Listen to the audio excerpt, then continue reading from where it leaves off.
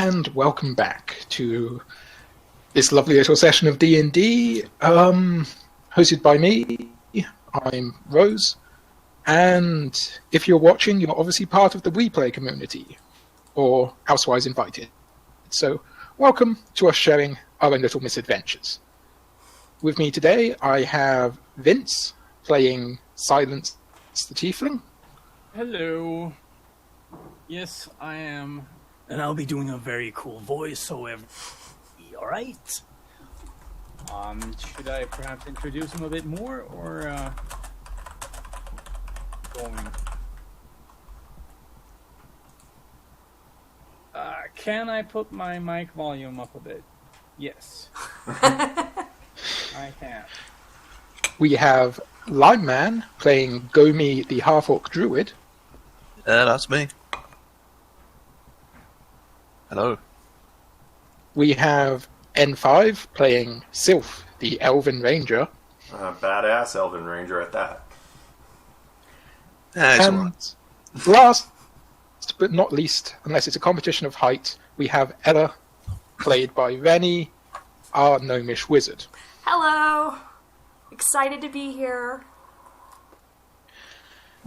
Now, last session, our party, having joined together in a tavern and decided they wanted to become adventurers, had headed off to the mines, ostensibly for a much smaller job.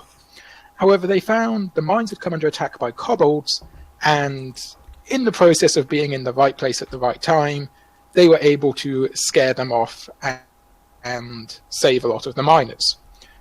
However, the kobolds stole a huge load of blasting patch. Is not such a good thing. The next day, on a recommendation from Nimtolian, they headed off to search a abandoned, deserted chapel. While there, they seemed to find something which was a bit more serious than kobolds.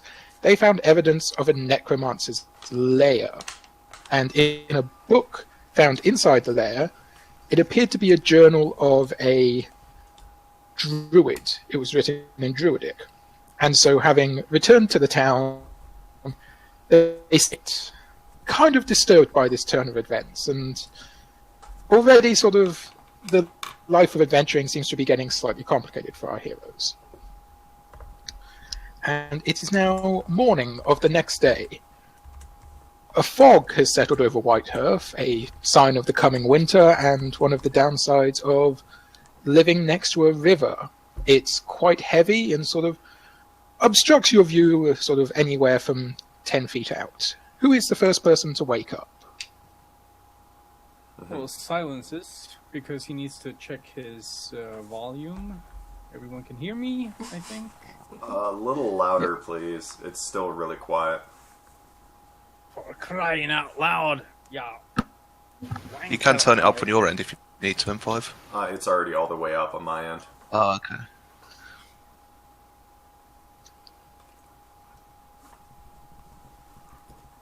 Out 200.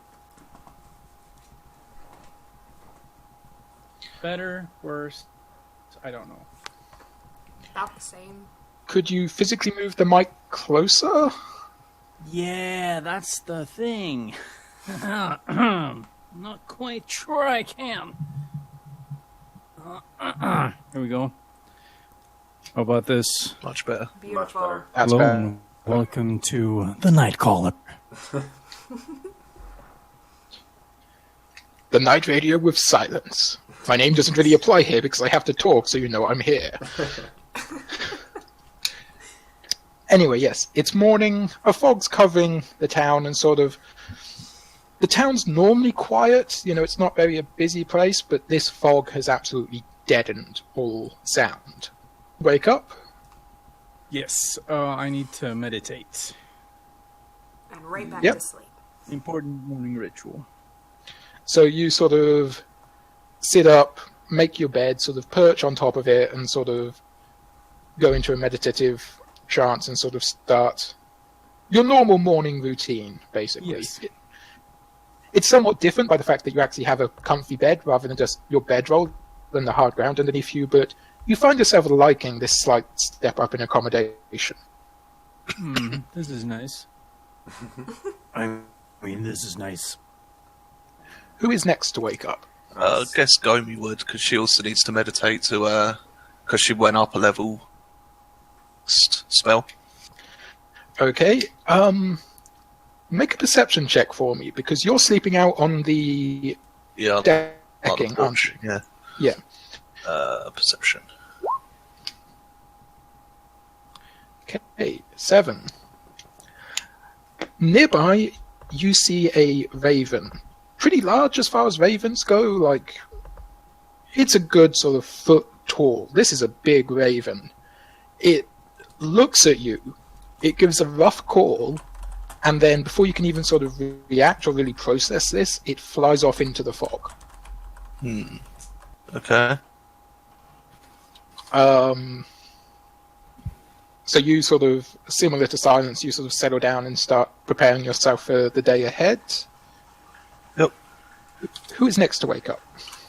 Sylph will wake up, do the necessary, and then head off to the chapel. Actually.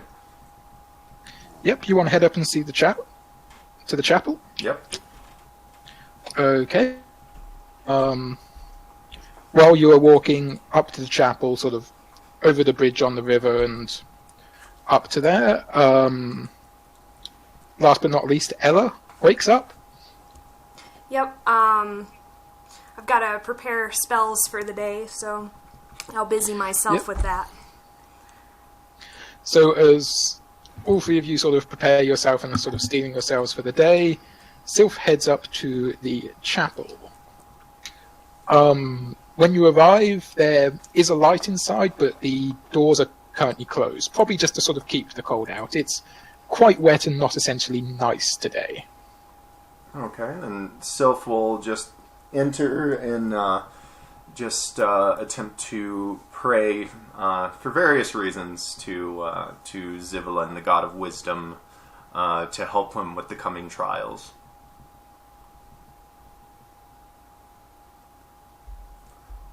And I don't know, I suppose since it's separate from the others, I will keep those essentially exactly what he's praying for, hidden anyway.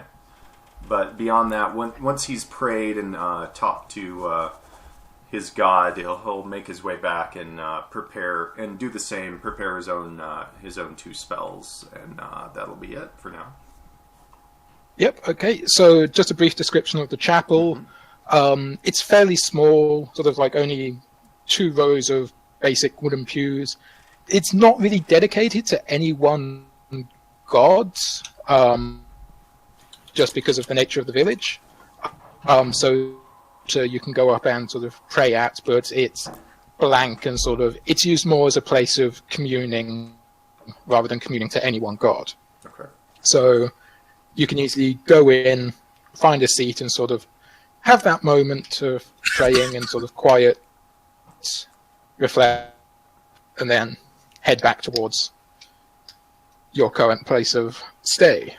Fast forwarding, you're all sort of prepared for the day. You've all prepared your spells or channeled your inner key or focused yourselves, and you feel ready to face the day.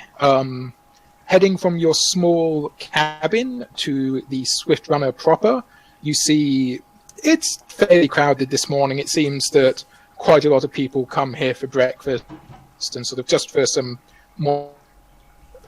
And Mira is more than happy to basically give you guys a full breakfast. So eggs, sausages, bacon, the works, whatever you would like. Delicious. As we're sitting down waiting for the food, then Gomi will say, as soon as we're done here, we need to go speak to, oh god, how did you pronounce his name again? The high elf guy? Nimtolian. Nimtolian, that's it. We need to go speak to him. Me and Ella found something in that book. There's that necromancer. He used to be a druid, and yeah, bad juju all around. And let me put it this way, if the rest of the druids knew, they'd definitely want it dealt with first. So my intent is to go find them. Sylph speaks up as well. Yeah, I have to level with you guys. I've dealt with necromancy before, and I want to take care of this. I want to do whatever we can to stomp this out. No one deserves to have to deal with this. Right, Silence agrees. It's bad. It's bad for nature. Okay, all in agreement about this course of action. You have a really good breakfast. It really seems like, the previous meals you've eaten at the Swift Runner have been okay, passable, sort of homely food. Their breakfasts are amazing. They're a brilliant way to start the day. They make facing the fog that much easier as you sort of set out and head up the path to the fort. Make a perception check for me, everyone. That's better than last time. Okay. Everyone manages to, quite easily as you're sort of halfway up to the fort, so sort of coming along this road here, you hear the sound of horseshoes behind you, and are able to sort of easily step to one side as you see quite a large procession of what will look like various knights, maybe 24 in all, come past you. Not at a rush, but sort of at a fair pace, where if, due to the fog, you hadn't stepped aside, you may have got knocked to the floor. You can also see they carry the banner of the Marsh Lords. Town of Marsedge to the south, and they sort of ride past you up towards the fort.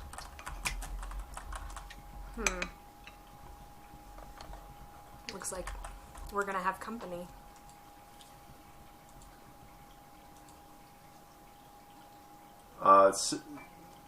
Well, I guess in that case we'd follow them right into the fort then, unless someone wants to. Yep.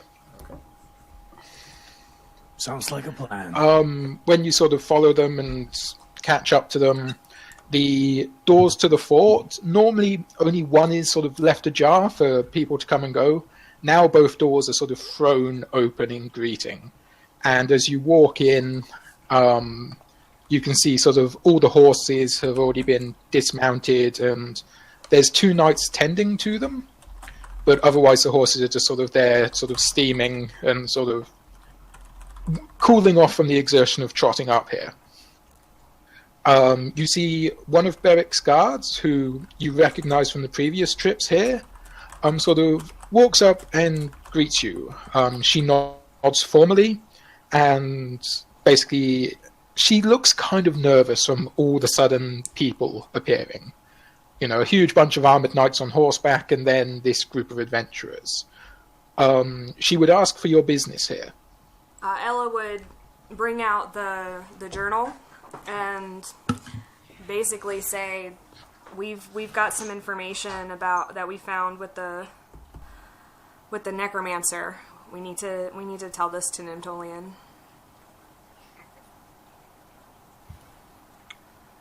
Her eyes would sort of grow wide at the mention of a necromancer.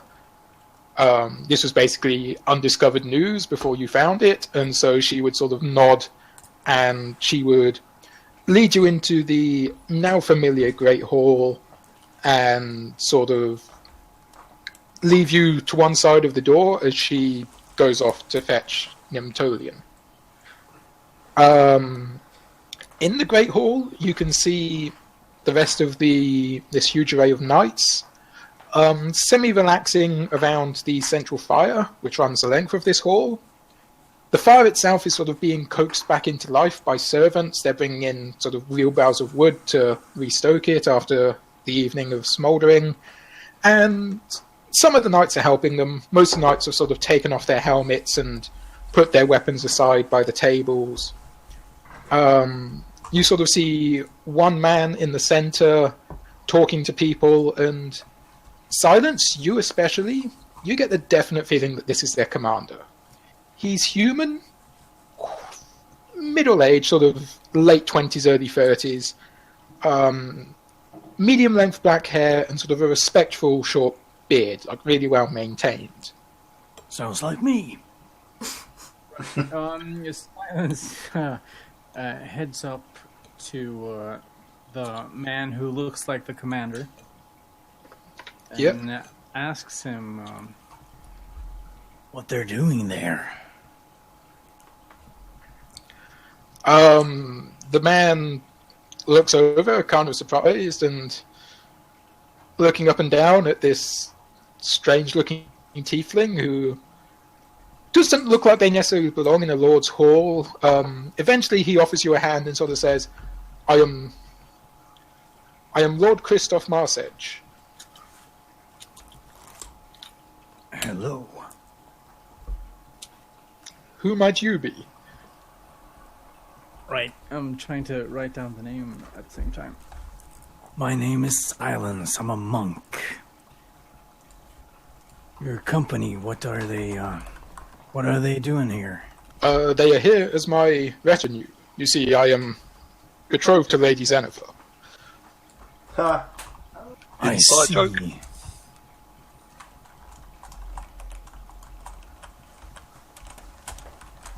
Betrothed to Xenifer, right?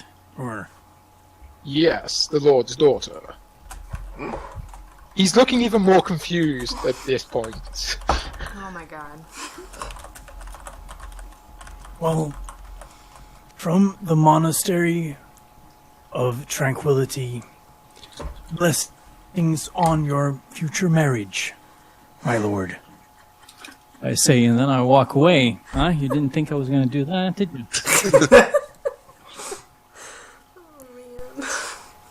You sort of hear behind you, sort of a very confused, "Thank you."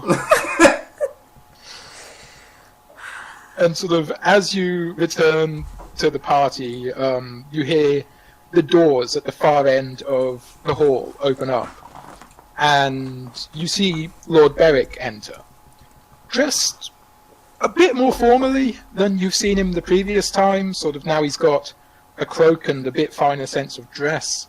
You also notice he's walking with a limp, which he didn't have previously. What happened?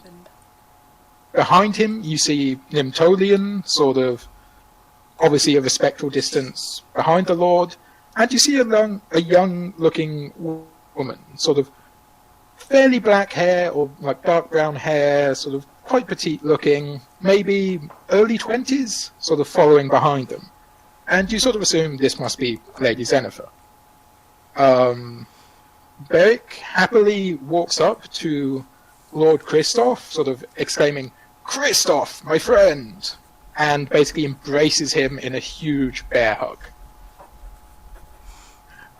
Christoph sort of looks happy and relieved to see Beric, and as Xenifer draws up to them, he drops to one knee and sort of very formally taking her hand and kisses it. Aw. And sort of then he stands back up, and Beric sort of happily is sort of talking, and sort of they're catching up. During this time, Nimtolian approaches you and sort of says, "Greetings, friends. I hear you have news. The guard mentioned a necromancer?" Ella looks at Gomi. "Please explain. They're your people. Not the necromancers, the druids. My bad." Yeah.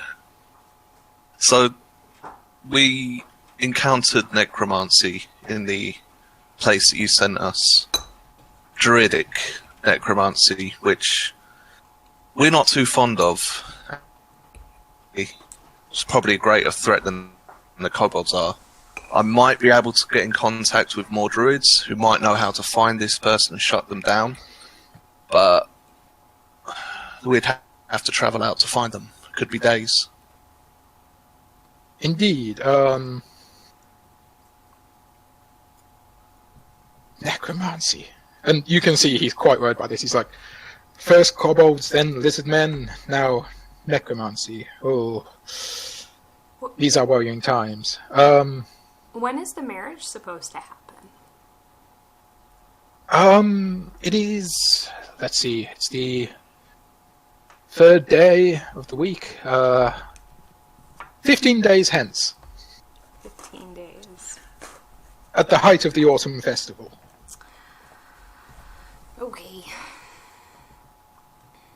If I was a necromancer, I'd want to try some shit at the wedding, but that's just me. We should probably get this taken care of in 15 days. Think we can do it? Yeah? Yeah? Depends how far out the druids are. We don't tend to stay in one place, or at least my circle doesn't. Oh. I may be able to help you there. Come with me. And he sort of leads you off into the side halls and sort of corridors and leads you through until you get to one sort of fairly large room, like nowhere near as big as the Great Hall, quite a low ceiling, but you can see this is obviously Nimtolian's study. It's filled with all sorts of curiosities and just strange books. There is a bed. It's sort of like a very simple cot. It's pushed into one corner. It's sort of half covered in books and scrolls and other things. Possibly like the only real clear sitting space in here is a chair by his quite large desk. And he goes through and starts looking through some scrolls and papers, and eventually he sort of pulls one up and says, yes, I thought this was the case. I may be able to help you with finding a druid circle. Excellent. There is one about a day's ride from Mars Edge to the south. They should be there. It seems they are quite fond of a grove. Here, and he hands you over basically a map that is sort of roughly drawn by hand, and it sort of details a hunter's encounters with them.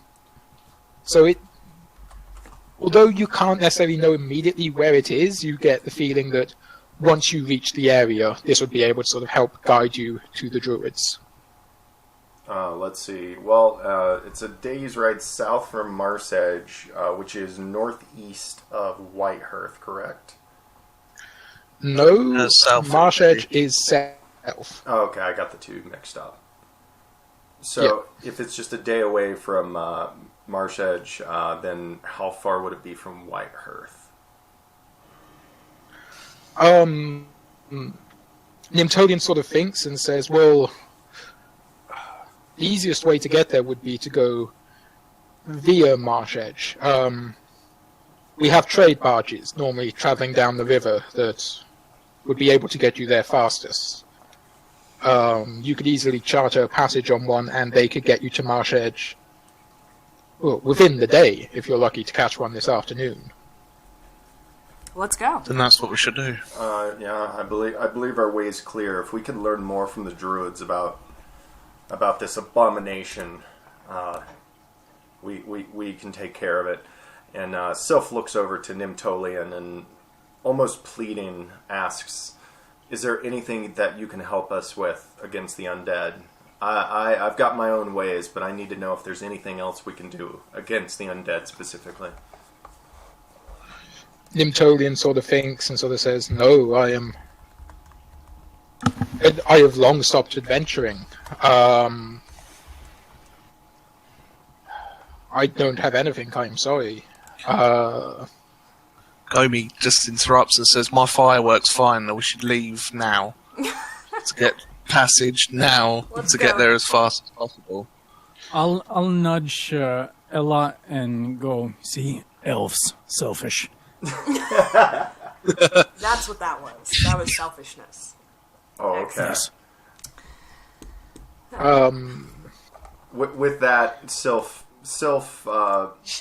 thinks Nimtolian, or, well, I guess rather than describing, I should just do it. Thank you so much, Nimtolian. You've been such a wonderful help. So, and turn around, look at everyone. Okay then, are we going or what? Half of us are Gomi's right already out the leaving. door.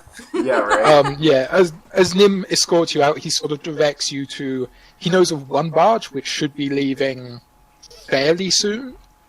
And it's sort of on the eastern side of the river, so you hurry down sort of through the town and manage to arrive at the dock where he directed you to. And you do indeed sort of see a medium-sized river barge, quite shallow but wide, sort of designed not for the open sea but for more gentle current. Currently preparing to leave. There's a couple of sailors picking up ropes. You see next to them they have a team of oxen which will pull the barge when the current is too slow. And you also see, leaning on the barge's railing, a familiar dwarven figure. You see Aldrich, the foreman of the mine. Hey! And he looks pleasantly surprised to see you, although his mood is kind of dour and sort of... He looks annoyed at something greater than you guys can cheer him up from. Well, Ella will walk up to him and, how you doing? Greetings. Not good. What's going The on? Lord, due to this kobold threat of the blasting powder, has reformed the militia, and because of that and other issues, I've had to close the mine. I am currently traveling to Marsh Edge to the company offices, and I've got to try and explain recent events to them. He does not sound happy about this. Oh, Gomi just says under her breath, well, at least you're not fighting a necromancer. yeah, because it's a competition, Gomi. He sort of says, "Are you looking for passage on this barge? Yup. Then you will want to speak to Bree." And he sort of leans over his shoulder and sort of goes, "Oi, Bree! We got some passengers here for you." And coming over, standing out really day, the fog is starting to clear, but you can't mistake this lady. She's a halfling merchant and is dressed in like a bright red coat. Like, you've heard of the flamboyantness of some halfling merchants. She fits this description to a T. Like, nothing on her looks half done or dull. She walks up to the edge of the barge and sort of leaning on the railing, looks down at you all and says, "Well, the other passengers." Ella blushes. Sylph, actually knowing the halfling trade language spoken by them, replies in halfling and says, "Yes, that would be us. Aldrich here told us that you're the one to talk to, but we must get downriver and quickly. We're about the Lord's business." "Oh, aye, the Lord indeed. Well, let's see. 4 of you plus baggage, 5 gold each." Why didn't we ask for money? Sylph continues to talk to her in the halfling. That's just a bit much. Is there any way we could reduce that? I mean, we're attempting actually to root out a bit of necromancy, and any help that you could provide would be wonderful. Make a persuasion check. Okay. I believe that might be diplomacy. Diplomacy. No, it's free. persuasion. Yeah. No, that's right. Apologies. Yes, make a... Oh, Oh, bloody hell. yes. Jesus. Face kind of dowers and sort of says, "All right, fighting necromancy, that sounds serious. Not the normal milk run for the Lord, then. 5 gold for the lot of you." Excellent. Gomi just takes out 5 gold, puts it in her hand, and steps on. Excellent. Well, come aboard. We're about to leave. Awesome. Gather our stuff Silence gets on board. Hi. up. Just as a precautionary measure, Sylph will try to find a decently high point on the barge towards the middle, so he can sort of survey the entire thing. The only sort of high point on the middle of the barge is sort of a few crates and chests and sort of cargo that is either too heavy or too bulky and unwieldy to actually stow beneath the floor. Mm-hmm. The only other sort of high point is at the rear of the vessel, where there's sort of a small semi-sheltered area, and on top of that is the steer or the till, where basically the rudder is steered, and sort of where Bree takes up position to sort of head off. Excellent. In that case, Sylph will just sort of take a position near the tiller. Yep. You very quickly, like quarter of an hour later, you find yourselves on your way, sort of traveling down the river. It's a fairly fast pace, for the most part, because you're traveling with the current. The oxen aren't needed; they just sort of keep pace and happily relax. And so you're traveling along, and sort of, there's a well-worn path to the right, which the oxen are following along, and for the most part, it's just you guys, bird calls, sort of, a fairly relaxed pace.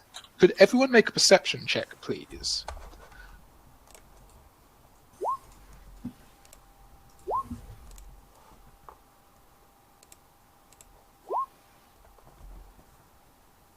Okay. Ella. Yeah. You're several hours down the path. It's closer to evening.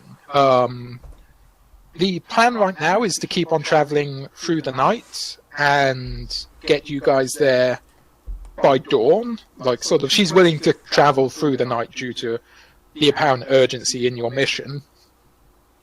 However, you notice some of the bird calls that you're hearing don't sound right. They almost sound like they're imitations, as if something is making these bird calls that's not a bird. Ella will go find Gomi. Is she on the deck? Or, Yeah, Gomi. Yeah. I'm guessing Gomi would just be like sitting on the railing or something. Are you listening to this? The birds? Listening to what? The birds. What about them? They don't sound right. They're not right. They're not. There's something really wrong. With Ella pointing that out, would I now be able to hear them? You try, but no, they just sound like birds. Gomi would just say that then, like, they're just birds. It sounded right to me. Alright, well, just trust me on this and be ready, and Ella's gonna go find Silence and Sylph and tell them the same thing. While she's doing that, then Gomi would go warm the halfling that Ella seems to think that something's up. Bree will sort of look over as the gnome is wandering around telling people and say, "Something's up? What's up?" She says she can hear birds, but they're not real birds. Like something else is making the call. If something Okay. attacks us, we can fight. And we are not entirely helpless, trust me. So could I, could to Gomi and say, Hey, Druid, you can probably turn into a bird, right? No, I can't. Oh! Well, no, I don't never know. mind then. I can't, outside the game I can't do that until I think it's 8th level. Because I can't turn into something with swimming speed either until like level 4, I think. alright. And Yeah, swimming is 4, flying is 8. and I can't change my spell list until I sleep, is that correct? Long rest. Until you guys have a long rest. It's not exactly sleeping, but Yeah. yeah. Okay. If you wanted to change your spell list, I'll say at the start of the day, sort of in hindsight, I'll let you do that now, because you did level up. Okay. Is it foggy again? this morning? No, it's now sort of evening, and there's no real fog. It's sort of getting dark, but you're still sort of pressing on down through the river. Dang, I was hoping to use my new spell. Which is Create or destroy water. It specifically says I can get rid of fog. oh, that's actually really useful. But yes, at Ella's warning, sort of, Bree calls out to the other sort of sailors among the boat, and they open up a chest, and each one of them takes out basically a crossbow and a load of bolts, which they strap onto their belts. Aldrich similarly sort of brings out his crossbow and prepares it as well. I'd like to cast Find Familiar. Yep. I would do that. Is that just an automatic thing? 1 second, I will find If it. you go ahead and click on the spell I so we did. can see it. Thank you. That's a long spell. There's a lot to it.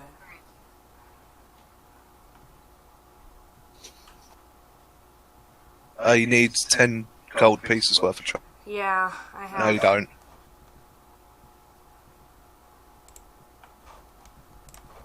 Herbs that must be consumed. Oh no, I reckon the only bit there that you'd actually need is the herbs that have to be consumed. Oh wait, no, because it's of charcoal, incense, and herbs. Yeah.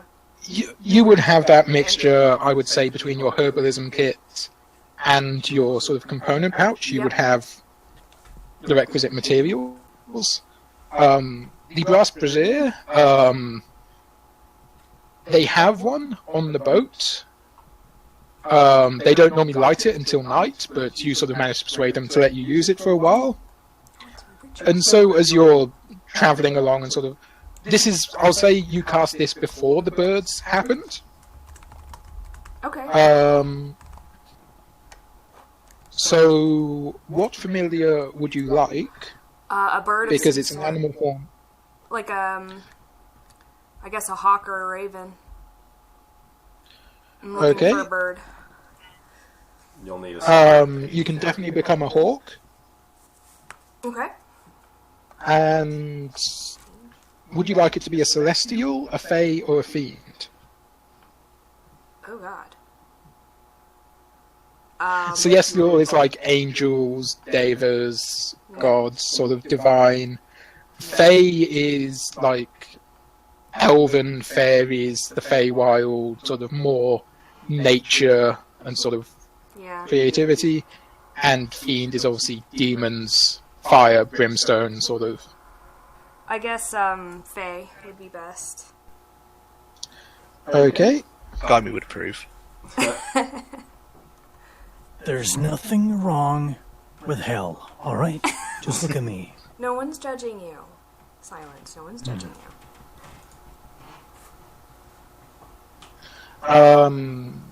So yeah, out of the... You sort of put this mixture into the brazier and sort of sit focusing on it for about an hour as you're travelling. And sort of the smoke slowly starts to swirl and take the shape of a hawk and it sort of builds up and keeps on filling and sort of becoming more solid and real until finally with sort of a screech and flapping as it sort of floats away from the brazier and landing on your outstretched hand, you now have a hawk familiar. Check it out. It was awesome. Alright, so this spell says that I can kind of send it into the air with like a mission, and I can see through its eyes. Yep. So I'd like to send it with a mission of basically see if it can find the birds making the weird noises or find the source. Okay. As you send it up and you sort of see through its eyes, your actual form becomes blind. Yep, and deaf. So you can't see anything. However, looking down, you sort of see yourself, and as the bird sort of pulls up, and you see the barge, and you see... Actually, hold on, let me find the stats for a hawk, which should be in the back of the player's handbook. In the meantime, Ella will just sit down where she was standing and watch. I think it's perception has advantage on sight. Because I remember reading it before. Yeah, the hawk has advantage on wisdom perception checks at line of sight. So make a perception check at +4. So Okay. roll 2d20 and add 4 to the higher. Whoops. So 16, 17, 18, 19, 20. Yep, 20. That's enough. You can actually see sort of right now you've just come around a bend in the river, and you can see, as we transport to, on this sort of cliff overlooking the river, you can see 5 figures approaching the edge. And they seem to be the source of this hooting sort of sound, and they don't realize that you've discovered them yet. Okay. I'm gonna break connection with the hawk and immediately go tell my mates. Okay. You sort of flip back into your body and sort of suddenly find yourself on the deck. There's a brief moment of disorientation, but nothing serious. And you then move sort of towards the back of the ship, towards Bree, and sort of say, "There's figures up there. They look reptilian." That's where the sounds are coming from. Yep. In seeing them, would Sylph, I suppose, would any of us recognize them just from our own previous knowledge? I mean, beyond, any more information about them, I suppose. They haven't actually appeared over the edge of the cliff yet. Okay. Like, you can't see them from your point on the ground. It was only where Ella sort of sent the hawk up to look. However, make a nature check for me. Okay, 13. From her description, sort of the general size, shape, and specifically the word reptilian, you get the feeling that these may be lizard folk. And you also sort of remember Nimtolian talking about lizard folk have sort of been preying and raiding upon travelers and caravans which have been traveling to and from Whitehearth. And so that's why you sort of suspect these are what they are. And so I'm going to ask everyone to roll initiative right now.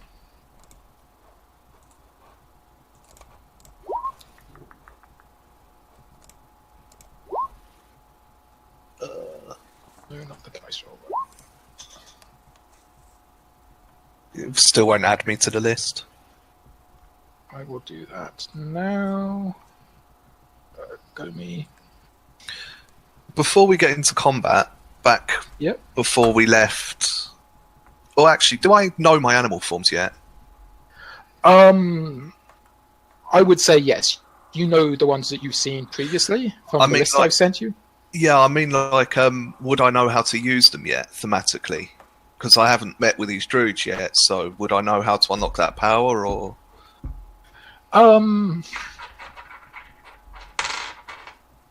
I would say that is almost up to you. Statistically, there is nothing to stop you from using that power. Thematically, there's nothing that's really indicated to you that you now have the ability to use that power. Okay. You haven't tried it yet. Okay. Gomi was 10. So we all know that they're up there, even though we can't see them, right? Yes, they basically, you know they're up there. This is now a line of sight, basically. So you are now basically waiting for them to crest the horizon. Right. Could Silence jump off the barge and onto land, say perhaps Perhaps. You can. I will just point out again that this area here. Basically, this area here is a steep cliff. So you would have to try and climb up it. And it's roughly 15 feet vertically. And what's the climbing? Is that dexterity? It would be dexterity or athletics for this type of climbing. Yeah, I'm going. Okay. Just 1 second while I get things ready. I'm just gonna jump to the base of the cliff. I climb up it yet. Yep.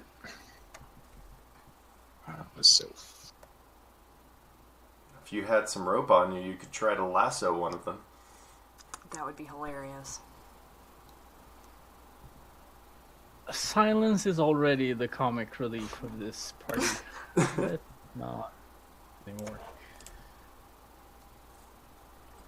This is annoying. I don't have any ranged attacks that aren't 30 feet. So I'm going to try and be a block for somebody, I guess. They're all like 45, 40 at best.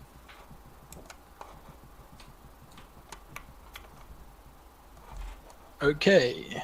So the lizard men move up, and due to you guys knowing where they are, you get a surprise action against them, because basically you're all more or less prepared as soon as they appear.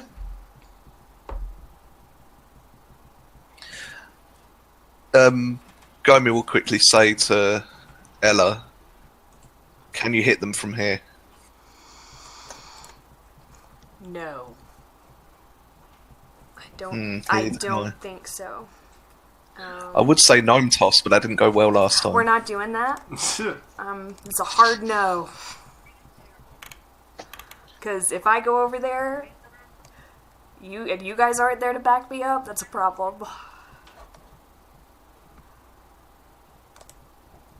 Yeah. I can make an illusion over there, but I can't hit them with anything. The area that's a cliff, is it like a sheer cliff face, or is it, if I was at the bottom of the cliff, could I see them at the top? You could. It sort of varies. It's like a 70-80 degree angle, so it's a very sort of steep vertical slope. Okay. But you could see sort of, if they were standing at the top, that you could get up there, basically. I might be able to get in range of them then. Yeah. Ella, just from memory, your sleep spell should have a range of 90 feet. Yeah, but that's like, I'd hit everybody on the boat, too. What? No. It's anywhere within 90 feet, you can create a 20 feet circle. Oh! So you can actually hit all of them. Okay, let's do that. Creatures within 20 feet of a point you choose within range are affected. Okay, I misread that. Also, just as a note, let's see. I read that the familiar. Oh yeah, when you cast a spell with a range of touch, your familiar can deliver the spell as if it had cast the spell. Yeah, I'm working on that. So, yes, starting initiative and combat now, the lizard men basically jump up as if to sort of try and take you by surprise, each of them sort of holding a javelin. However, because you were prepared, you guys get a surprise action on them. So, Sylph. Okay. In that case, I will use my... Well, I suppose that's how it works, but I'll cast Hunter's Mark, which can be cast as a bonus action. Yep. and then I will actually cast it on this guy in the middle here. Yep. And from there, I will make a shot with my bow, as I do. 26 definitely hits. Roll damage. 6, and you will have to manually roll the 1d6 bonus damage. Fuck. Good job. Okay, with your arrow ready, you sort of take a moment and sort of focus on the middle lizard man, sort of noting that it doesn't seem to be dressed in as heavy armor as its compatriots, and it holds a staff instead of a javelin. And you let fly an arrow at it, and as the arrow travels up and sort of hits it in the shoulder in a glancing blow, it gives a sort of squawk of surprise and hisses, basically, as they realize that their ambush is no longer an ambush. Ha! Next up is Ella. Sleep. How do I do that? Aiming at the middle. So guy. I'm guessing... Aiming at the middle guy. The one in the Yep, middle. that's fine.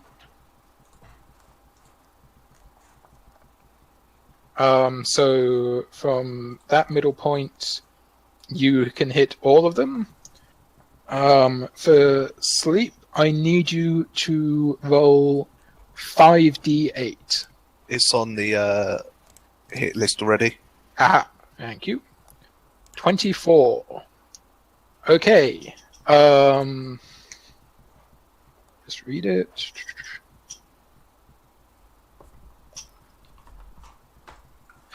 Okay, the middle lizard man, the one just hit with an arrow, sort of lets out a squawk of surprise, having just been struck by this arrow, and then immediately collapses to the ground asleep. That's the best spell ever. Go slaughter him, Silence. Wait. The Go kill him now? I'm actually just going to make a dexterity check for it here.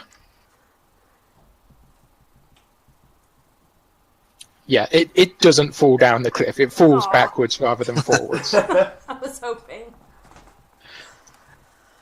The others seem like they shake it off. There sadly wasn't enough power in the spell right now to affect more than one.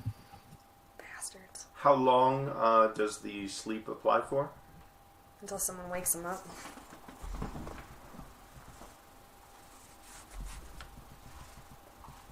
Right. I want to climb over to here. Sorry, could you say that again? Climb up to there? Yep, okay. Yeah. Make a athletics check. That's special. That is brilliant. Thank No. you. You start climbing up. Unfortunately, this soil is nowhere near as sturdy as you thought. It's quite dry and sort of crumbly.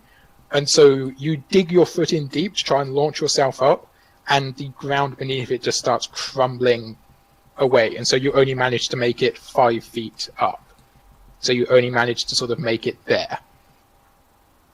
Perfect. Just where I wanted to be. But I'm not falling down or anything. Right? No, you're not falling down. It's just harder to climb up than you initially expected. Cool, cool. Alright. That's me done, I think. Gomi, it is your turn. Did you say we could just hop off straight onto the land here? Or did we have to jump? I'll say you're sort of safely able to hop off. The height and sort of thing, you would basically have to roll a natural 1. Okay. And sort of the way the river is here, it's more sloping, so even if you fell in the water, it would still only sort of be knee-deep.